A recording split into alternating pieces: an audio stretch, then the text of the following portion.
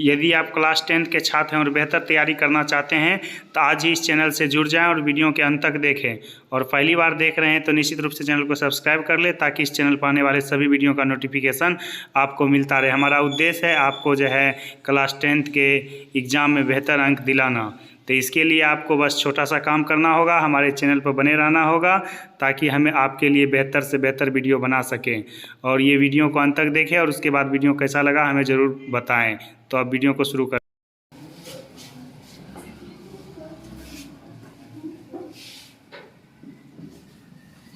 वास्तविक संख्या।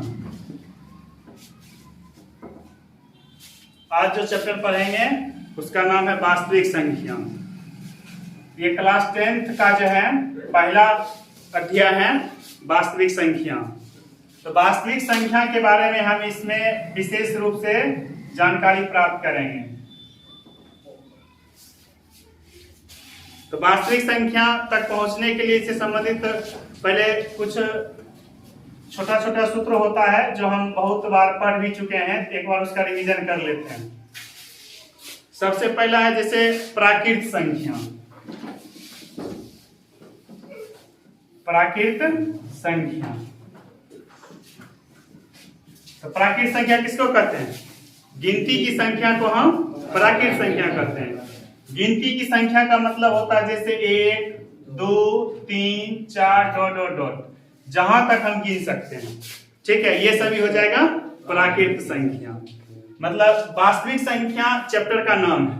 हमको वास्तविक संख्या तक पहुंचना है, उसके लिए सबसे पहले कुछ छोटी छोटी परिभाषाएं हैं, उसका हम रिवीजन कर लेते हैं। ये सब पहले जो पढ़ लिया है तो और बेहतर है, नहीं पढ़ रहा है तो उसका रिवीजन हो जाएगा।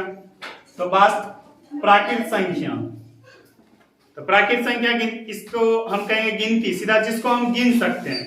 गिनती हम कहां शुरू करते हैं? तो 1 से गिनना शुरू करते हैं। 1, 2, 3, 4, तो ये हो गया प्राकृत संख्या।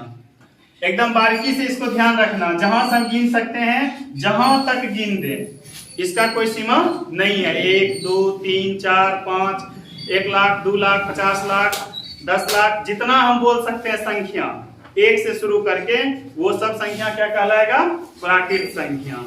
उसके बाद थोड़ा सा आगे बढ़ेंगे तो एक संख्या होता है पूर्ण संख्या। पूर्ण संख्या किसको कहेंगे? बस इसमें थोड़ा सा अंतर होता है। जितना भी प्राकृत संख्या है उसमें सिर्फ हम 0 को क्या करेंगे? बढ़ा देंगे। सिर्फ 0 हमारा इसमें शामिल हो जाएगा, तब ये नया संख्या का समूह बन जाएगा, तब इसको हम कहेंगे पूर्ण संख्या। यानी गिनती की संख्या में शून्य को जब हम शामिल कर देंगे तो एक नया संख्या का समूह बनेगा जिसको हम कहेंगे पूर्ण संख्या। दूसरा तरीका प्राकृत संख्या। हम जानते हैं प्राकृत संख्या कहां शुरू होता है? 1 से शुरू होगा। उस 1 से जो शुरू होता है प्राकृत संख्या, उसी समूह में सिर्फ हम 0 को बढ़ा देंगे, तब एक जो नया समूह बन जाएगा वो हो जाएगा पूर्ण संख्या। और ये दोनों संख्या में देखते हैं, अगर इसको देखेंगे तो इसी से हम समझ सकते हैं प्राकृत संख्या कहां से शुरू हो रहा है? 1 से जा रहा, जहां तक तुम बोल सकता है। पूर्ण संख्या हम लिए तो सिर्फ इसमें क्या बढ़ गया? नया चीज 0 आ गया। उसके बाद बाकी जो भी संख्या है सब सेम है। इस तरह से हम यदि दोनों में तुलना करें तो कुछ बातें समझ में आएगा। जैसे 0 जो है, 0 सिर्फ क्या है? पूर्ण संख्या। 0 सिर्फ क्या है? पूर्ण संख्या। क्यों 0 सिर्फ पूर्ण संख्या है? क्योंकि 0 जो है इसके लिस्ट में है लेकिन इसमें नहीं है। इससे भी हम समझ सकते हैं। तो 0 सिर्फ एक ऐसा संख्या है जो पूर्ण है, बाकी प्राकृत नहीं है। और 0 को छोड़ दें तो जितना भी संख्या है वो पूर्ण भी कहेंगे और प्राकृत भी कहेंगे। ठीक है, यानी 0 को छोड़कर बाकी सभी संख्या पूर्ण भी है और प्राकृत भी है। इसीलिए हम एक पॉइंट और बनता है, जैसे सभी प्राकृत संख्याएं पूर्ण संख्याएं होती हैं। जितना भी प्राकृत संख्या है वो सब संख्या क्या कहलाएगा? पूर्ण संख्या। कैसे? तो जितना भी प्राकृत संख्या वो सभी जो भी है वो सब पूर्ण संख्या में भी है। इसीलिए हम सब प्राकृत संख्या को पूर्ण संख्या कह सकते हैं। लेकिन सब पूर्ण संख्या को प्राकृत नहीं कर सकते। क्यों नहीं कर सकते हैं? क्योंकि पूर्ण संख्या में जीरो है ना, इसमें जीरो नहीं है, इसमें जीरो शामिल नहीं है, इसीलिए सभी पूर्ण प्राकृत, हाँ पूर्ण संख्या प्राकृतिक होगा लेकिन सब पूर्ण प्राकृतिक नहीं होगा। इसमें कौन डिस्टर्ब कर रहा है? जीरो। तो सभी, इसमें एक पॉइंट हम ये भी लिख सकते हैं, सभी पूर्ण संख्याएं प्राकृत संख्याएं नहीं होते हैं।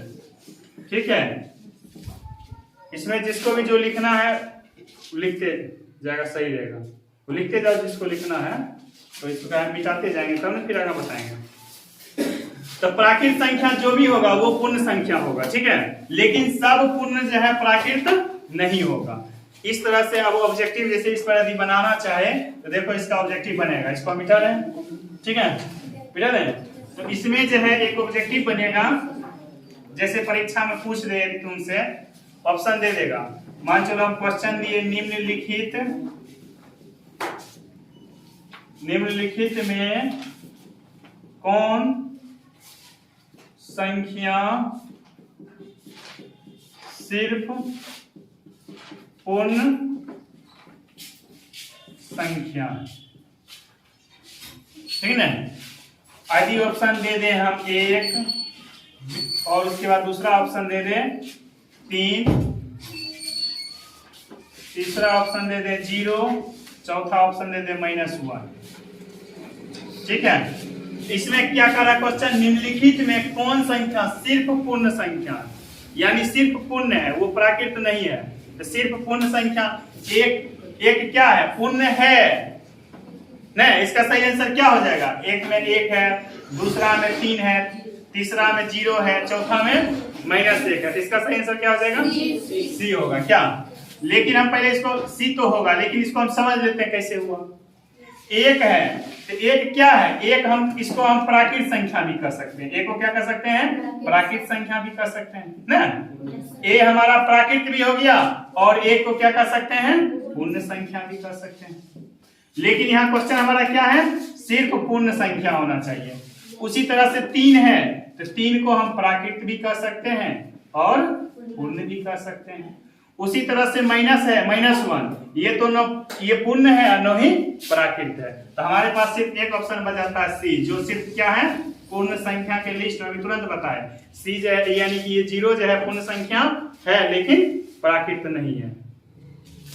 इस तरह से क्वेश्चन अगर परीक्षा में पूछा जाए तो आसानी से बनाया जा सकता है क्या? इसी तरह का सवाल रहता है। ऑब्जेक्टिव इसमें मुश्किल से हमको लगता है 5-10 ऑब्जेक्टिव रहेगा, रियल नंबर पूरे चैप्टर से रहेगा, ऐसा नहीं इसी पर रहेगा, इस पर 1-2 ऑब्जेक्टिव रहेगा। अब देखो एक दूसरा सवाल देते हैं, सवाल भी लिखने का, इसको भी लिख सकता है, लिखते जगह सही रहेगा। जैसे एक निम्नलिखित में कौन पूर्ण तथा प्राकृत संख्या नहीं है? ऑप्शन ए बी में दे देते हैं 0, सी में -1 और डी में दे देंगे इनमें से कोई नहीं। तो इसका क्या ऑप्शन होगा? क्वेश्चन पहले हम क्या करते हैं, इस तरह क्वेश्चन आसान होता है, एकदम देखने से ही लगता है पूरा आसान है, बस आसानी से गलती भी कर लेते हैं क्या? जो आसान दिखे तो उसको इतना आसान भी नहीं समझना, उसको हमको पहले लॉजिक को समझना। आखिर इतना आसान दे दिया, निम्नलिखित में कौन पूर्ण और प्राकृत संख्या है, ये दे दिया, तो इसका मतलब बहुत सारा स्टूडेंट होता क्या, यही कंफ्यूज करता, सोचता इतने हल्का, बस वो बारीकी सुनने पर पता किसी को मार देगा।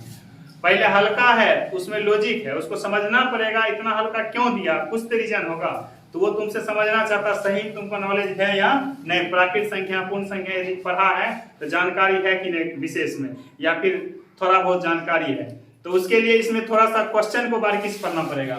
जैसे निम्नलिखित में कौन पूर्ण तथा प्राकृत नहीं है, मतलब नहीं पूर्ण होना चाहिए नहीं प्राकृत, दोनों कंडीशन लागू हो रहा। जबकि हम देखा कोई पढ़ेगा पुण्य और पूछेगा पुण्य है, 0 मार देगा। कोई पूछेगा प्राकृत कर रहा, इसमें मार देगा। यहाँ क्वेश्चन है जो पुण्य और प्राकृत दोनों नहीं हो, तो एक तो हम जान रहे हैं पुण्य है ना, प्राकृत भी है, क्या रहे ये पुण्य और प्राकृत दोनों है, तो ये हमारा ऑप्शन नहीं होगा। उसके बाद 0 देखते हैं, 0 क्या है, पूर्ण संख्या है, तो ये भी हमारा ऑप्शन नहीं है, क्या कह रहे हैं पुण्य नहीं होना चाहिए। उसके बाद तीसरा ऑप्शन जो है वो -1 है, इसको हम प्राकृत संख्या कहेंगे, नहीं कहेंगे, ये प्राकृत संख्या नहीं है। उसके बाद इसको हम पूर्ण संख्या कहेंगे, ये पूर्ण संख्या भी नहीं है। इसका मतलब ये हमारा आंसर सी सही है। इसके बारे में अभी हम नहीं बताए, अब हम इसके बारे में नहीं बताएंगे। तो इस तरह से ऑब्जेक्टिव बनता है। क्या ऑब्जेक्टिव को बस पढ़ना है तो समझ में आ जाएगा।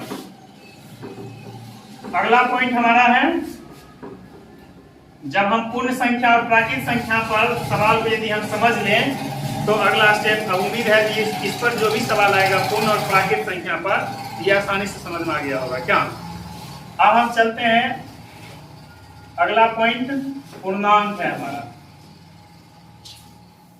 पूर्णांक, इसमें क्या होता है, धनात्मक तथा ऋणात्मक संख्याओं के समूह को क्या कहेंगे, पूर्णांक कहेंगे।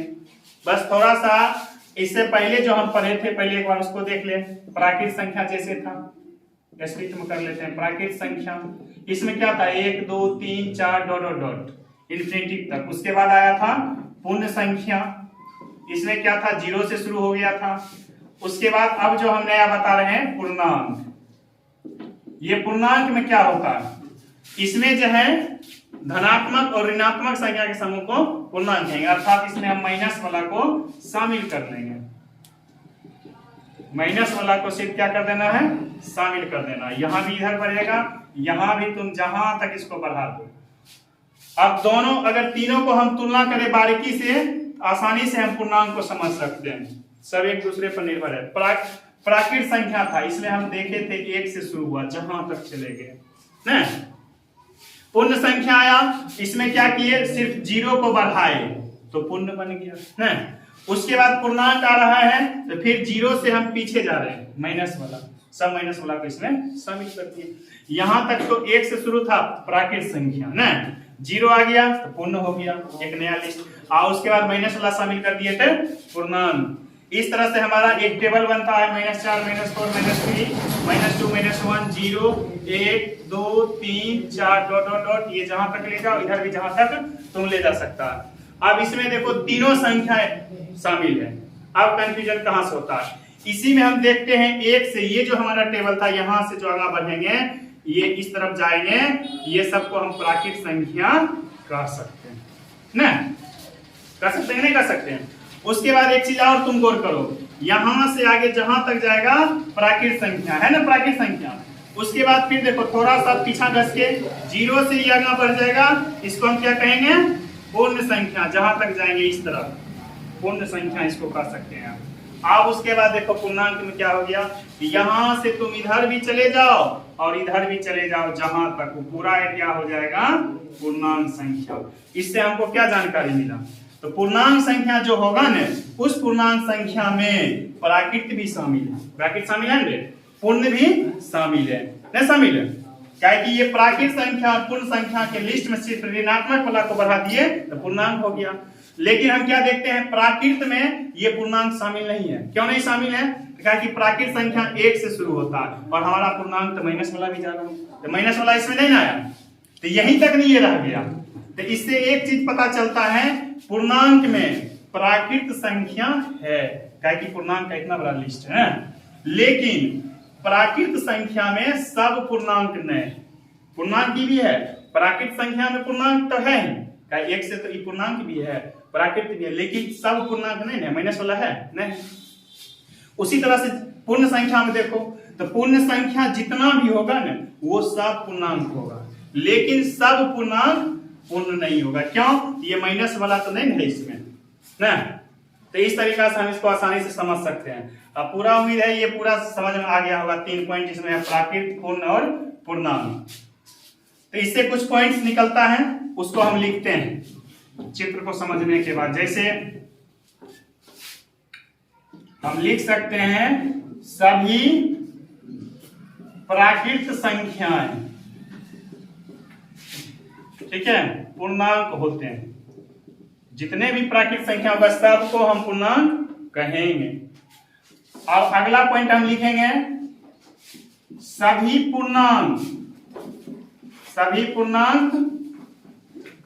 संख्याएं प्राकृत संख्याएं नहीं होते हैं। बोलो क्यों नहीं होते हैं, इसका क्या रीजन है?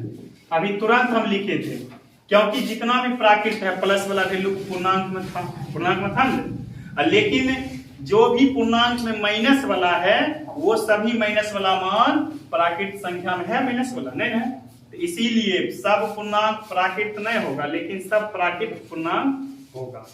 उसी तरह से फिर अगर हम चले पूर्ण पर भी, हम कह सकते हैं सभी पूर्ण संख्या क्या हो जाएगा, पूर्णांक हो जाएगा ना। सभी पूर्ण संख्या पूर्णांक होगा, लेकिन सभी पूर्णांक पूर्ण संख्या नहीं होगा, ठीक है। सभी पूर्णांक, देखो पूर्ण संख्या पूर्णांक हो जाएगा, क्यों हो जाएगा, तो पूर्ण संख्या 0 से शुरू होता है और सारा ये 0 1 2 3 सब था पूर्णांक में, लेकिन माइनस वाला जो पूर्णांक का वैल्यू था वो पूर्ण संख्या में नहीं है। इस तरह से ये तीनों एक दूसरे से जुड़ा हुआ, ठीक है ना। ये तीनों समझने के बाद अब जो नया ऑब्जेक्टिव इस पर बनेगा, तो ये समझ मान गया, दिखना नहीं, हाँ?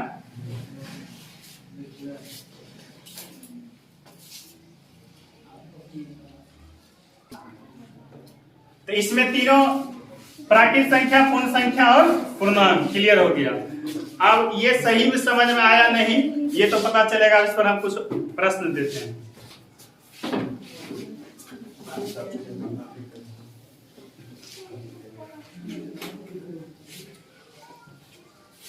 क्वेश्चन को समझना बारीकी से। निम्नलिखित में कौन संख्या पूर्णांक है तथा प्राकृत संख्या नहीं है? इसका यदि हम ऑप्शन दें,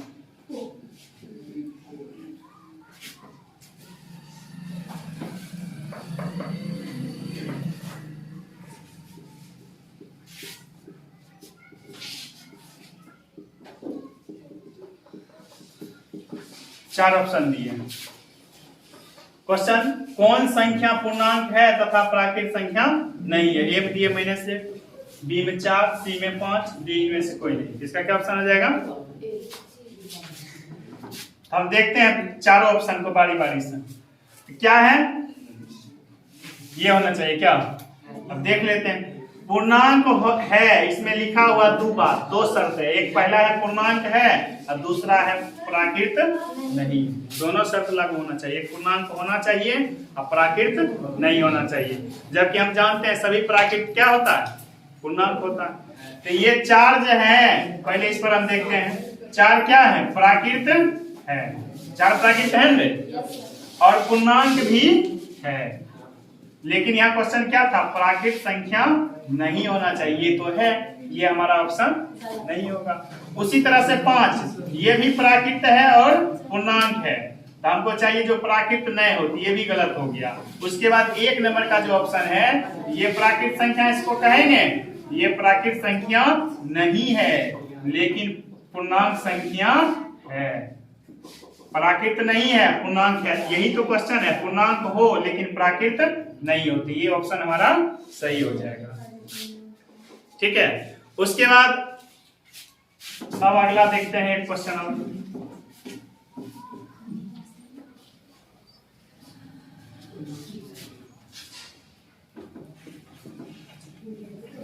निम्नलिखित में कौन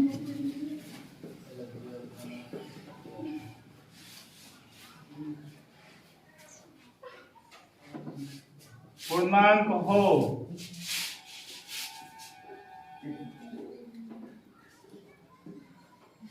तथा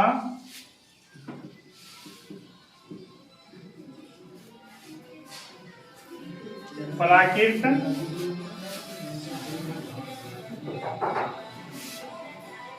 संख्या भी हो। पूर्णांक तथा प्राकृत संख्या, निम्नलिखित कौन पूर्णांक तथा प्राकृत संख्या हो?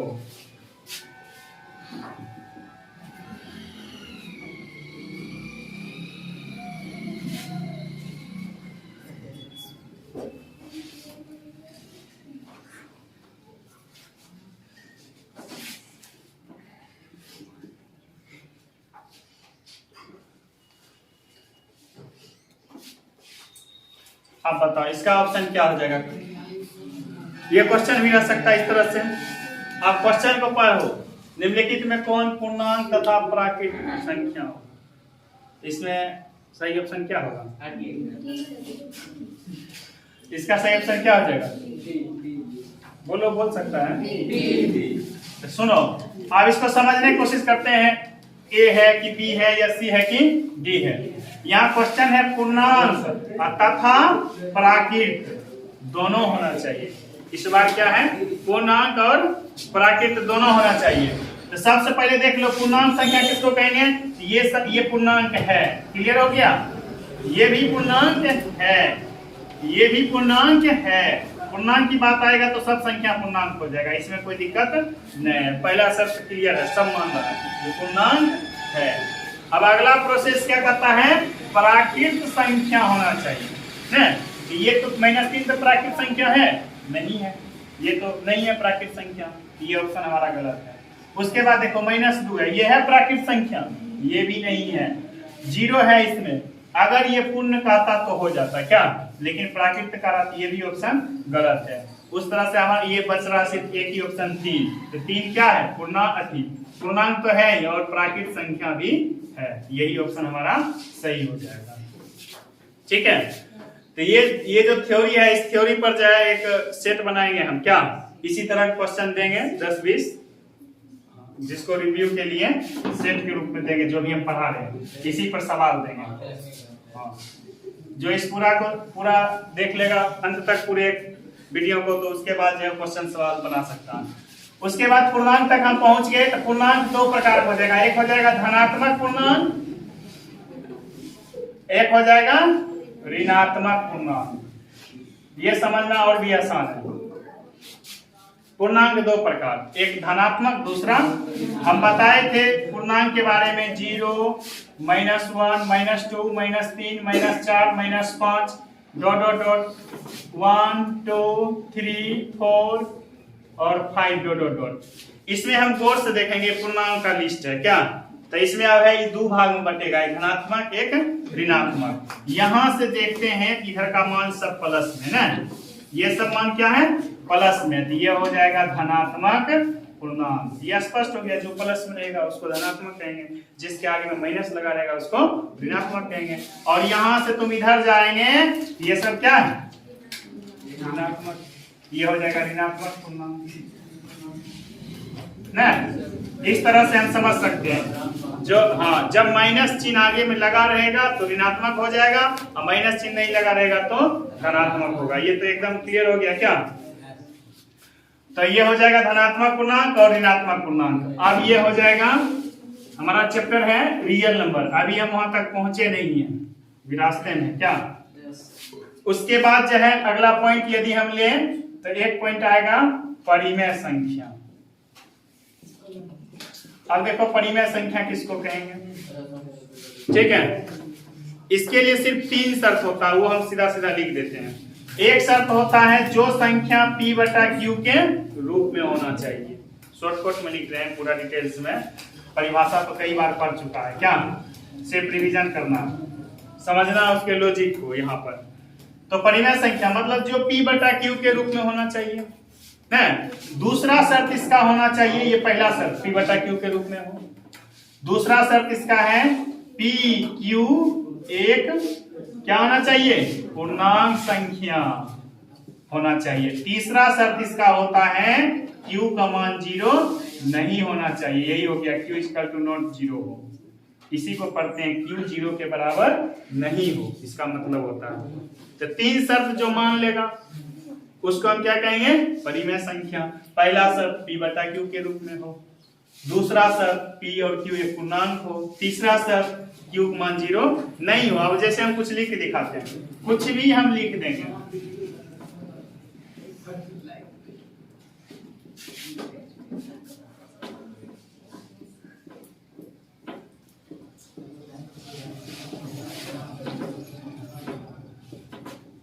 अब हम ये हम लिखें तो पहला शर्त हमारा क्या है, p बटा q के रूप में हो, बटा में हो। तो ये p बटा q के रूप में है, ये भी है, दोनों है। ये भी p बटा q के रूप में है, कह रहे ये भी है, ये भी है, ये सब p बटा q के रूप में है। इसको हम परिमेय संख्या कहेंगे सबको? नहीं कहेंगे। अभी हमारा एक ही शर्त पूरा कर रहा है, ये p बटा q के रूप में है। क्या दूसरा शर्त हमारा क्या है, p और q क्या होना चाहिए, पूर्णांक होना चाहिए। पूर्णांक अभी तुरंत बताए थे, पूर्णांक का मतलब होता है माइनस में तुम जो मान ले लो, ठीक है, और उसके बाद प्लस में जो भी मान ले लेंगे वो सब क्या हो जाएगा, पूर्णांक ही कहलाएगा। अर्थात p के बदला में हम पूर्णांक के टेबल से कोई भी मान ले सकते हैं। तो यहाँ पर देखो p के बदला में इसको हम कह सकते हैं 7 लिखा है, और यहाँ q के बदला कहते हैं 3 है। ये 7 पूर्णांक है, बोलो 7 पूर्णांक है कि नहीं, पूर्ण अंक, पूरा अंक है 7 ना, पूर्ण अंक जो पूरा अंक हो पूर्णांक कहेंगे। उसके बाद देखो 3 क्या है, 3 क्या है, पूर्णांक है। अभी तुरंत बताए थे पूर्णांक परिभाषा, धनात्मक ऋणात्मक संख्या के समूह को क्या कहेंगे, पूर्णांक कहेंगे। तो उसमें 3 रहे, 7 रहे, 9 भी पूर्णांक है, 3 भी क्या है, पूर्णांक है, -4 भी क्या है, पूर्णांक है, -5 भी क्या है, पूर्णांक है। इतना ज्यादा नहीं लेते, थोड़ा कम कर लेते हैं, समझने में सही रहेगा।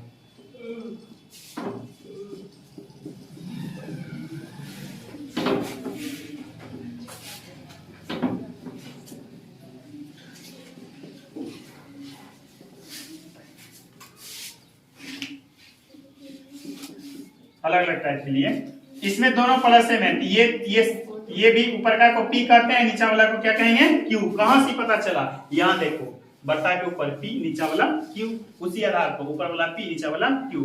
तो 8 भी पूर्णांक है, 2 भी पूर्णांक है, -7 भी पूर्णांक, 6 भी पूर्णांक, 7 भी पूर्णांक है, और -8 पूर्णांक है ना। उसके बाद देखो -12 भी पूर्णांक, 6 भी पूर्णांक है, 0 भी पूर्णांक है, 0 और 4 भी पूर्णांक है, और यहाँ 7 भी पूर्णांक है और 0 भी पूर्णांक है। हमारा दूसरा शर्त भी ये सभी संख्या क्या कर रहा, फॉलो कर रहा, दूसरा शर्त को ये मान रहा। अब सबसे बड़ा चीज है तीसरा शर्त। तीसरा शर्त क्या है, Q का मान 0 नहीं होना चाहिए। Q मतलब नीचा में जो हम जानते हैं P बटा Q जो लिखते हैं, ऊपर वाला मान हुआ P या नीचा वाला क्या हो जाएगा Q। तो नीचे वाला वैल्यू जो है 0 नहीं हो खाली। तो नीचा में 0 है, इसके नीचा क्या है 2 है। तो ये तीनों शर्त को मान रहा, तो ये परिमेय संख्या है। उसके बाद आ जाओ यहाँ भी P यानी बट्टा में है पहला शर्त, दूसरा ये पूर्णांक है, ये पूर्णांक है, लेकिन नीचा 0 नहीं है, तो ये भी परिमेय संख्या है। माइनस से कोई मतलब नहीं, माइनस भी पूर्णांक में है क्या। उसी तरह से देखो ये 7 है और -8 है, तो ये पूर्णांक है, ये भी पूर्णांक है, लेकिन नीचा 0 नहीं है, तो ये परिमेय संख्या है। यहाँ आ जाओ, इस पर आप देखते हैं थोड़ा सा मेन क्या उद्देश्य था समझाने का, वो हम बताना चाह रहे हैं। इसमें ऊपर वाला को क्या कहते हैं P, नीचा वाला को क्या कहेंगे Q। तो ये पूर्णांक है दोनों, ठीक है, P बटा Q के रूप में भी है, लेकिन नीचा में 0 नहीं है, 0 है, कहाँ 0 है, ऊपर में, नीचा में नहीं है। तो ये भी परिमेय संख्या का शर्त हमारा क्या कहता है, Q को 0 नहीं होना चाहिए। क्यों 0 नहीं होना मतलब नीचा, ऊपर वाला को अंश, नीचा वाला को हर 0 नहीं होना चाहिए। बस इस चीज पर हमको ध्यान देना। और अगला जो है ये दिया गया 7 बटा -7 बटा 0 जो दिया गया है, ये पूर्णांक है, ये भी पूर्णांक है, लेकिन ये P बटा Q के रूप में भी है। दो शर्त को ये मान रहा है। तीसरा शर्त हमारा है Q का मान 0 के बराबर नहीं हो, तो यहाँ Q क्या है 0 है, इसीलिए ये परिमेय संख्या नहीं होगा। ठीक है, तो सिर्फ ये परिमेय संख्या नहीं है, क्योंकि ये तीनों शर्त को फॉलो नहीं किया। इस तरह से हम परिमेय संख्या को समझ सकते हैं। क्या अब कोई भी संख्या देल रहेगा, तो अगर कोई संख्या देल है उसको कहेंगे परिमेय संख्या बनाने के लिए आसान है। मान चलो 4 दे दिए, 3 दे दिए, -4 दे दिए, -7 दे दिए, ये संख्या ले ले, कहेंगे इसको परिमेय संख्या में लिख। एकदम आसान। इसको हम कैसे लिख सकते हैं? 4/1 लिख देंगे तो कोई दिक्कत? ये हो गया परिमेय संख्या। 3/1 लिख देंगे तो कोई दिक्कत?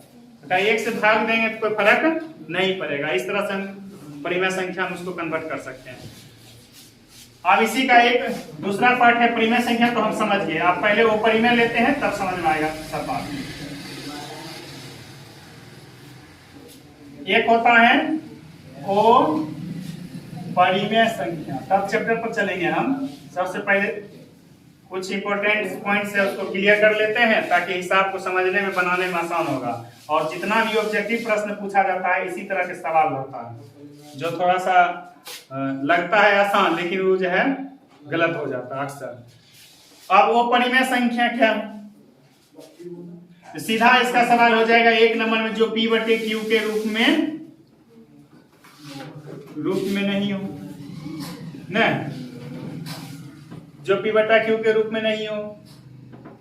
उसके बाद PQ पूर्णांक नहीं हो क्या? तीसरा पॉइंट हम कह सकते हैं Q, 0 नहीं हो। यानी इसमें 3 गो जो परिमेय में लागू होगा वो परिमेय में लागू नहीं होगा। यानी P/Q के रूप में नहीं हो उसको हम क्या कहेंगे? वो परिमेय संख्या। जो P/Q के रूप में नहीं हो, पूरा अंक नहीं हो, पूर्णांक नहीं हो, पूरा अंक नहीं होना चाहिए, तभी होगा। आप जैसे इसको समझने के लिए लेते हैं, जैसे देखो √3/2 या √4, √7, √2, √3/√2। आप देखो इस पर हम अध्ययन करते हैं तब समझ में क्लियर हो जाएगा। एक तरीका वो हो गया, वो परिमेय समझने में थोड़ा सा कंफ्यूजन होता है। और दूसरा तरीका सीधा सीधा समझ लो, जिस संख्या का हम वर्गमूल नहीं कर सकते हैं उसको हम क्या कहेंगे? वो परिमेय संख्या न, चाहे वो संख्या बट्टा में रहे या बट्टा से बाहर रहे, या मतलब जिसका वर्गमूल हम नहीं कर सकते हैं, ठीक है, यानी बट्टा में रहे या बट्टा से बाहर रहे, जिसका हम वर्गमूल नहीं कर सकते हैं वो हो जाएगा वो परिमेय संख्या। यहाँ हम देखते हैं P/Q के रूप में ही है न, ऊपर का P है निचल का Q है, P/Q के रूप में हो न, तो P/Q के रूप में तो हो रहा न, हो रहा। और उसके बाद जो है दूसरा शर्त क्या था? PQ एक पूर्णांक नहीं हो। यहाँ रूट में 3 है, यहाँ रूट में क्या है? 3 है। बारीकी से यदि हम देखें तो यहाँ 3 का मान रूट में दे है, तो 3 का पूरा अंक होगा है? ये 3 तो रूट में है, अगर इसका हम वर्गमूल निकालेंगे तो 3 का पूरा वैल्यू नहीं आता, पूरा वैल्यू नहीं आता, ये पूर्ण अंक नहीं हुआ, पूरा अंक नहीं हुआ। अर्थात हम सीधा सीधा समझ लेंगे इसको, जो रूट में रहेगा उसको परिमेय संख्या कहेंगे क्या? तो ये हो जाएगा वो परिमेय संख्या। ये भी रूट में है, वो परिमेय संख्या ये भी रूट में है, वो परिमेय संख्या ये भी रूटे में है सब क्या? वो परिमेय संख्या P/Q के रूप में रहेगा तो ये रह भी सकता है। अगर इसको लिख दें P/Q के रूप में हो ये चलेगा, लेकिन PQ क्या होना चाहिए? पूर्णांक नहीं होना चाहिए, क्या कि ये भी पूरा अंक नहीं है, ये भी पूरा अंक नहीं है। बस इसको ज्यादा दिमाग पर जो है प्रेशर नहीं देना, सीधा समझ लेना है, वर्गमूल पर चल जाएंगे हम। उसमें जिसका वर्गमूल हो जाएगा यानी रूट से जो बाहर आ जाएगा वो परिमेय हो जाएगा, जो रूटे में रह जाएगा बाहर नहीं निकलेगा वो परिमेय हो जाएगा। अब जैसे कुछ उदाहरण हम देते हैं इसका। हाँ, Q 0 नहीं होना चाहिए, नीचा वाला 0 नहीं होना चाहिए, ऊपर वाला रहेगा तो चलेगा। वो परिमेय संख्या में तो क्लियर है, जो रूट में रहेगा तो रूट से बाहर हम करेंगे, अगर बाहर नहीं होता है तो समझ जाएंगे वो परिमेय, अगर रूट से बाहर हो गया तो परिमेय। 0 नीचा में तो कोनो में नहीं रहेगा। अब जैसे वही हम लिख रहे हैं, जैसे 7 लिखे, √7 लिखे अब बट्टा 0 दे दिए, या √4 है बट्टा 0 दे दिए, ठीक है। तो हम इस पर समझते हैं, तो जैसे इसका तो वर्गमूल करेंगे तो 2 आ जाएगा क्या न, लेकिन नीचा में 0 है तो ये कुछ नहीं होगा, न परिमेय होगा न वो परिमेय हो जाएगा, वो परिमेय भी नहीं होगा परिमेय। इसमें अगर वही रहता, मान के चलो रूट में रहता वैल्यू, रूट में है ना वैल्यू, अगर ये रूट में रहे ये तो बाहर नहीं निकलेगा रूट से न, लेकिन P/Q के रूप में भी है, P/Q के रूप में है, और Q का मान 0 नहीं होना चाहिए। यहाँ Q का मान क्या है? 0 है। जब नीचा में 0 रहेगा तो नहीं वो परिमेय होगा नहीं वो परिमेय, तब दोनों में से किसी कोई लागू नहीं होगा, ठीक है ना। जब जीरो नहीं रहेगा तब हमको ये देखना है, जीरो अगर नीचा में नहीं रहे तब क्या देखेंगे, कोई भी अंक है, तब ये देखेंगे इसका वर्गमूल होल है या नहीं। अगर रूट से बाहर निकल जाता है तो परी में है, और रूट से बाहर नहीं निकलाता तो परी में। तो इसका वर्गमूल निकलेगा ना, इसका वर्गमूल √3 का वर्गमूल क्या होगा, नहीं निकलेगा, तो ये हो जाएगा वो परी में संख्या, ठीक है ना। एक तरीका ये हो गया, क्लियर हो गया। आप देखो इस पर जो सवाल बनता है वो हम बताते हैं, सब क्लियर हो जाएगा। निम्नलिखित में कौन अपरिमेय संख्या है, कौन अपरिमेय संख्या है। अपरिमेय अभी तुरंत हम बताएं, अपरिमेय मतलब जिसका वर्गमूल नहीं होगा, रूटे में रह जाएगा न, जो यानी पी क्यू का मान रहे पी बटा क्यू के रूप में रहेगा। अब पी क्यू लेकिन पूर्णांक नहीं होगा, क्या क्यू भी जीरो, क्यू का मान भी जीरो नहीं होना चाहिए, तो उसको परिमेय कहेंगे। या सीधा सीधा समझ जाओ जिसका वर्गमूल नहीं होगा उसको। तो जैसे हम देखो एक नंबर में लिखेंगे, वो परिमेय संख्या हमको खोजना है, 4/√2/√2। यहाँ लिखेंगे 3√2 - 3√2। तीसरा देंगे √8/√2। चौथा देंगे 4√2/√3। अब इसको बारी बारी से देख के बताओ कौन परिमेय अपरिमेय संख्या है। क्वेश्चन को बढ़िया से पढ़ना पड़ेगा तब समझ में आएगा बात। या हम ये पूछ रहे हैं अपरिमेय संख्या, तो अपरिमेय संख्या हम गौर करेंगे तब देखो हम क्या बताएं, जिसका वर्गमूल नहीं होगा। अब बहुत स्टूडेंट क्या करेगा, यहाँ पर सोचेगा √2 इसका तो वर्गमूल नहीं हो रहा, फिर देखेगा √2 एकरो वर्गमूल नहीं हो रहा, ये पी बटा क्यू में है न, अब पूर्णांक तो नहीं है, √2 का पूरा अंक है, पूर्ण मान देल है नहीं देल है, क्या √2 का मान निकालेंगे पूरा अंक आएगा आंसर, तो दशमलव में आएगा। यानी कहने का मतलब हुआ √2 की जब हम आंसर निकालेंगे भाग विधि से तो सही पूर्ण अंक आएगा नहीं ना आएगा। तो ये हाँ पी बटा क्यू के रूप में होगा, पहले समझो, पी बटा क्यू के रूप में रह सकता है, पूरा अंक नहीं है, √2 जो है पूरा अंक नहीं है, क्या हुआ 4। अरे ये क्यू है, ठीक है, उस पर ध्यान नहीं है। देखो उसके बाद जो है हम ये जो निकालेंगे, अब देखते हैं बारीकी से, पहले समझो बात के। रूट में बताए थे जो रह जाएगा वो परिमेय, रूट से बाहर आ जाएगा तो हम ये चाहे तो ये काट सकते हैं √2 से √2, तो बचेगा क्या यहाँ 4, नीचा में एक ये हो जाएगा परिमेय, ये क्या हो जाएगा परिमेय हो जाएगा। उसी तरह से इसमें देखो 3 गो √2 है न, और फिर यहाँ क्या है 3 गो √2 है, इसमें से ये घट के क्या हो जाएगा ये 0, ये तो परिमेय क्या, कि इसके नीचे हमने कुछ हम एक डाल देंगे तो परिमेय बन जाएगा, नहीं बन जाएगा, नीचा में 0 नहीं रहना चाहिए, ऊपर में रहेगा।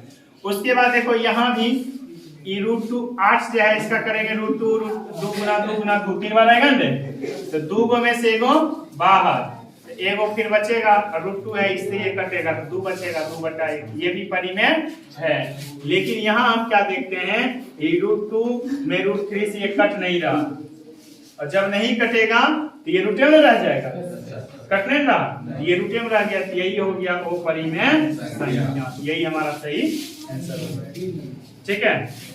उसी तरह से अब हम एक सवाल और लेते हैं इसी पर, आप थोड़ा सा हम इसी को बस थोड़ा चेंज कर देते हैं।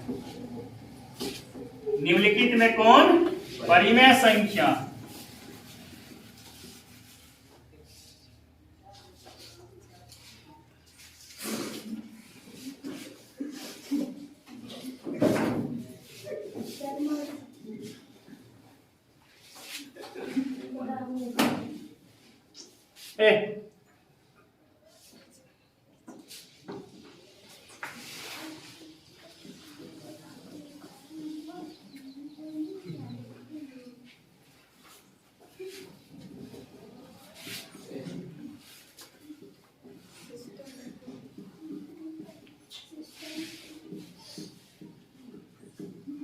इनमें से कोई नहीं, ठीक है। तो कौन परिमेय संख्या हमको वो ढूंढना है, 4 ऑप्शन दिए, इनमें से कोई नहीं, √49/81, उसके बाद √4/5, उसके बाद 8/9। तो बताओ इसमें से क्या होगा। अब देखो इसमें देखते हैं, इसको जब हम हल करेंगे तो √8 आएगा, नीचे में √9 आएगा, किसका हो जाएगा, अभी तुरंत किए थे 2√2 यानी 2√2 आएगा, नीचे में 3 किया 9 यानी 3 आ जाएगा ना। तो ये तो अपरिमेय संख्या हो गया ना, ये तो रूट में रह गया ना, पूरा तो बाहर नहीं हल करने के बाद। इसको देखते हैं, ये भी 5 और नीचा में 4, ये तो रूटे में रह जाएगा, और ये हल हो सकता है, ये हो जाएगा √5/2 × 4 यानी 1 2 बाहर आ जाएगा। फिर भी तो ये ऊपर वाला तो रूटे में है, तो ये भी क्या हो जाएगा, अपरिमेय संख्या। हमको क्या ढूंढना, परिमेय। लेकिन यहाँ देखते हैं ऊपर हो जाएगा 7 × 7, नीचा में 9 × 9, 9 9 81 यानी 1 7 बाहर 1 9 बाहर, ये हो गया परिमेय। यही हमारा क्या हो जाएगा, सही है आंसर। इस तरीका से हम बना सकते हैं। उसके बाद एक उदाहरण और देते हैं, निम्नलिखित में कौन परिमेय संख्या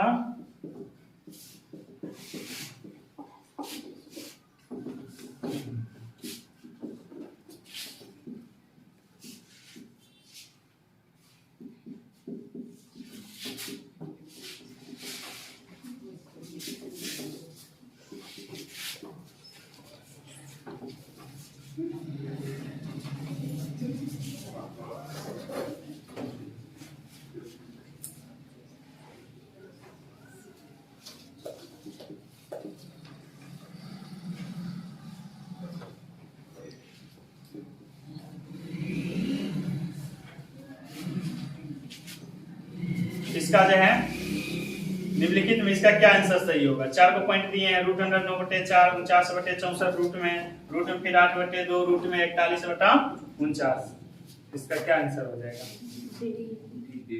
अब हम देखते हैं, पहले क्वेश्चन को समझने की कोशिश करेंगे। यहाँ बहुत स्टूडेंट यहीं पर गलती करता है, क्या करेगा, वो पढ़ेगा निम्नलिखित में परिमेय संख्या है, वो पूछ लेगा परिमेय संख्या देखा, एक के नंबर में संजोग ऐसा ऑप्शन देगा, एक मिल जाएगा। इसको हम वर्गमूल करेंगे तो 3 तिया और नीचा में करेंगे तो 2 × 2 यानी 3 और 2 बाहर आ रहा, तो बुझ जाएगा परिमेय कर आया, परिमेय है, बस इसी में मार देगा। लेकिन क्वेश्चन तो हमारा ये नहीं है, क्वेश्चन कर परिमेय नहीं है, जो नहीं है उसको न लिखना है। तो जो परिमेय नहीं है ये तो क्या है, परिमेय है न, परिमेय तो नहीं, मतलब परिमेय नहीं हो, इसका मतलब क्या होना चाहिए, वो परिमेय होना चाहिए। जो परिमेय नहीं होगा तो क्या होगा, वो परिमेय। यही चीज समझना है हमें क्वेश्चन को। तो ये है हो गया परिमेय, तो ये हमारा ऑप्शन क्या हो जाएगा, गलत हो जाएगा। उसी तरह से इसका करेंगे, यदि 7 49 80 64, इसका भी वर्गमूल हो जाएगा, एक वर्गमूल हो जाएगा, ये रूट से बाहर आ जाएगा। तो ये कौन संख्या, परिमेय है। हमको क्या चाहिए, जो परिमेय न हो, मतलब वो परिमेय। इसका फिर करेंगे तो √2 × 2 × 2 होता है, नीचा में √2 है, तो एकरा में से 2 √2 में से वो बाहर आएगा, एक रूटे में रह जाएगा, फिर √2 ये कट जाएगा, 2/1, ये भी परिमेय है। लेकिन हमको क्या चाहिए, जो परिमेय न। लेकिन जब इसमें आएंगे √41 वैसे ये रह जाएगा, और √49 के बदला में होता है 7 × 7, तो √41 वैसे रहेगा और 1 7 बाहर, ये तो रूट में रह गया है, रूट में, तो ये हो जाएगा वो परिमेय संख्या। तो ऑप्शन डी हमारा क्या है, सही। तो इसी तरह का सवाल जो है ऑब्जेक्टिव में पूछा जाता है।